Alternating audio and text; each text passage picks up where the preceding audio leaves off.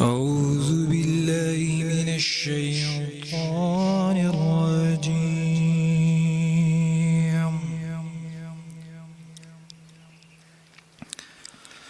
بسم الله الرحمن الرحيم.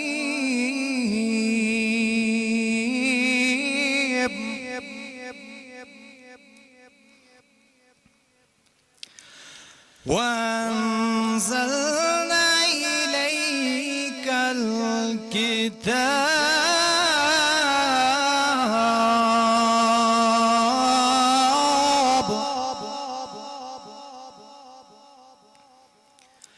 بالحق مصدقا لما بين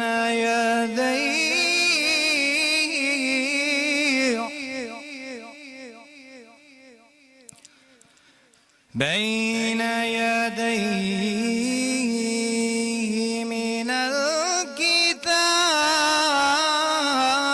ومهيمنا عليه فاحكم بينهم بما أنزل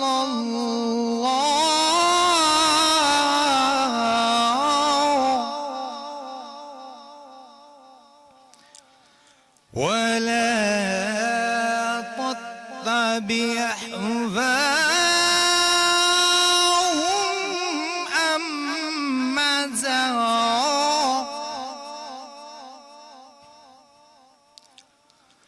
أما زاق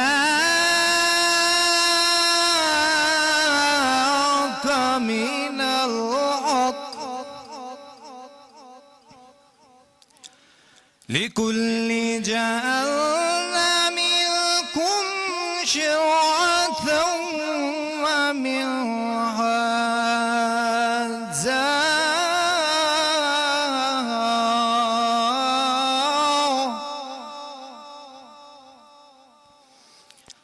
ولو شاء الله لجعلكم أمة واحدة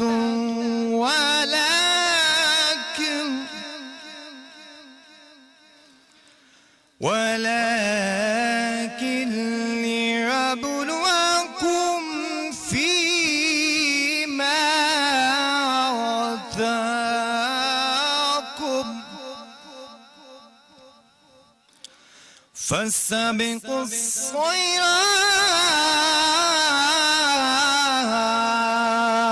الخيرات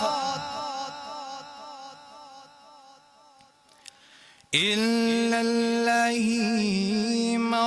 مرجعكم جميعا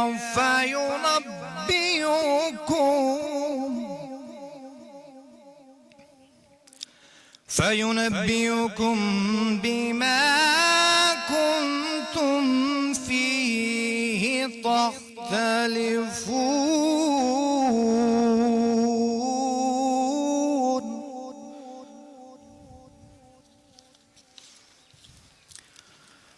ऐ मोहम्मद और हमने तुम्हारी तरफ किताब भेजी जो हक लेकर आई और ये अपने से पहली किताबों की तस्दीक करने वाली है और इनके मज़ामीन पर निगहबानी करने वाली और मुहाफिज है।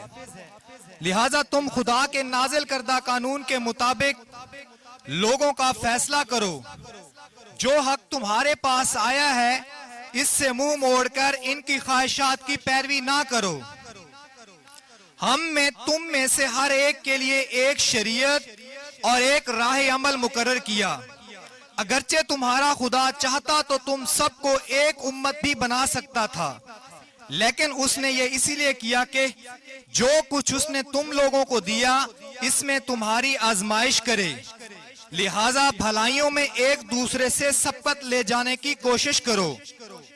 आखिरकार तुम सबको खुदा की तरफ ही पलट कर जाना है, फिर वो तुम्हें असल हकीकत बता देगा जिसमें तुम इख्तलाफात करते हो।